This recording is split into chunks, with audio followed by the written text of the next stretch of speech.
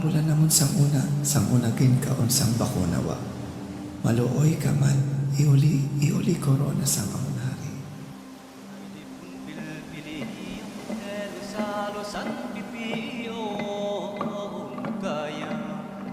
A serpent in the sky, a shadow that slithers through the stars, a monster born of sea and sorrow, rising only when the moon is full, hungry.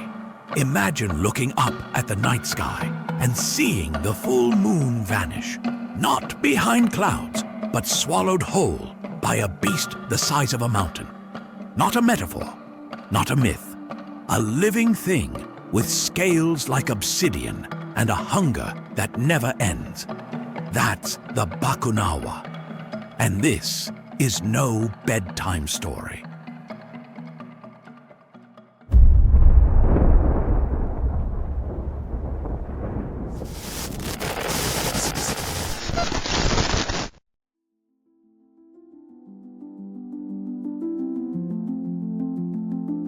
Let's break it down. The Bakunawa is a sea serpent or dragon in Filipino mythology, known across the islands for one thing: it eats the moon. Sometimes the sun too, if you go by Panay folklore. Usually described as having a mouth as wide as a lake, a forked tongue like a whip, and a body long enough to circle the earth, this creature comes from the ocean depths and ascends into the heavens during lunar eclipses, attempting to devour the celestial bodies that light up our skies. But it didn't always work. Legend says it was the people, banging pots, clashing gongs, shouting prayers, who scared it off. Some tried music instead, hoping lullabies would put the beast to sleep. While it was dazed, maybe, just maybe, the brave could strike. The Bakunawa wasn't just a moon-eater, it was a man-eater too. So every eclipse became a war drum, a cry to bring the moon back. That's how deep the myth ran. An eclipse wasn't just a sky event, it was an attack, and the Bakunawa was to blame. But why would it want to eat the moon in the first place? Here's where it gets interesting. The Philippines is an archipelago of over 7,000 and plus islands, each with its own dialects, beliefs, and mythologies.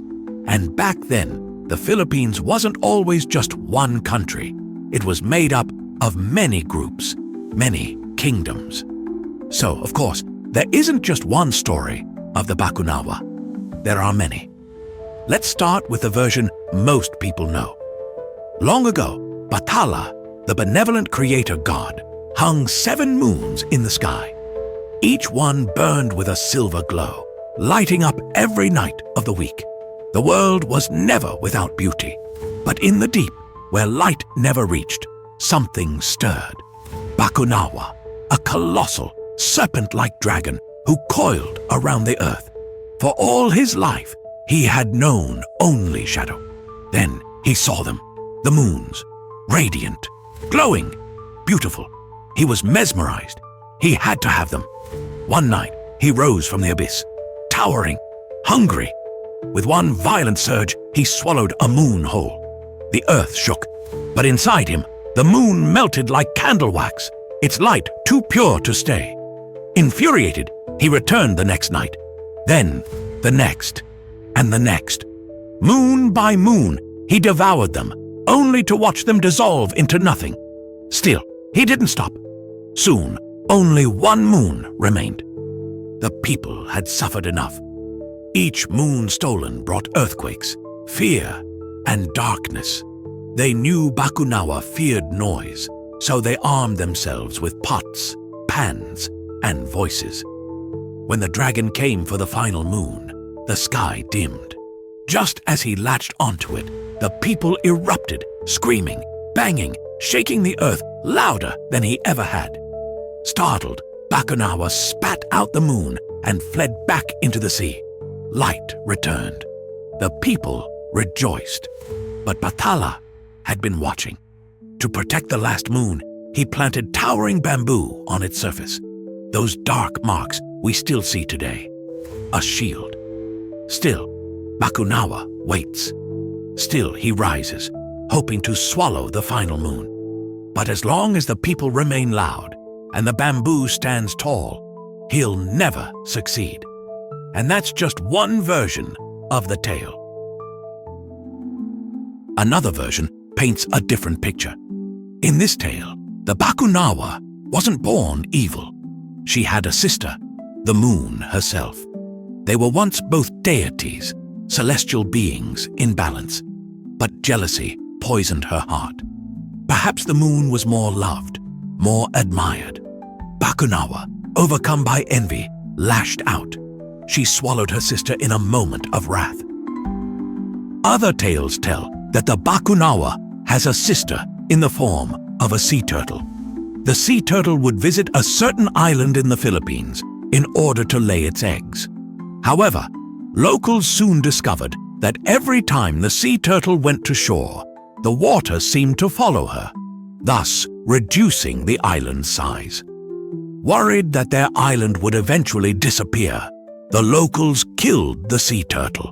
When the Bakunawa found out about this, it arose from the sea and ate the moon. The people were afraid, so they prayed to Batala, the supreme creator god, to punish the creature.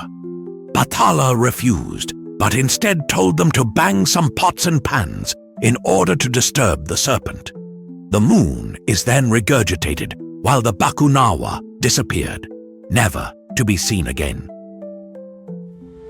Now this one's romantic. There's a myth where the Bakunawa fell in love, not with a god, but with a human girl from one of the native tribes. They kept their love a secret, a creature of the depths and a child of the earth. But nothing stays hidden forever. When the head of the tribe discovered their affair, he had their home burned to the ground. The girl perished in the flames, and the Bakunawa, it was consumed by rage. Grief turned to vengeance. It rose from the sea and devoured moon after moon, 6 in total, each one a cry of agony, a funeral in the sky. When it was about to swallow the 7th, the last remaining light, Batala intervened. The supreme god banished the Bakunawa, casting it far from the sea, far from the memory of its beloved. And some say eclipses are just the Bakunawa trying to find its way back. Back to its home, back to its family, back to a love that fire stole away. But not everyone sees the Bakunawa as unstoppable. In Bicolano mythology, a warrior goddess of the moon named Haliya guards the moon.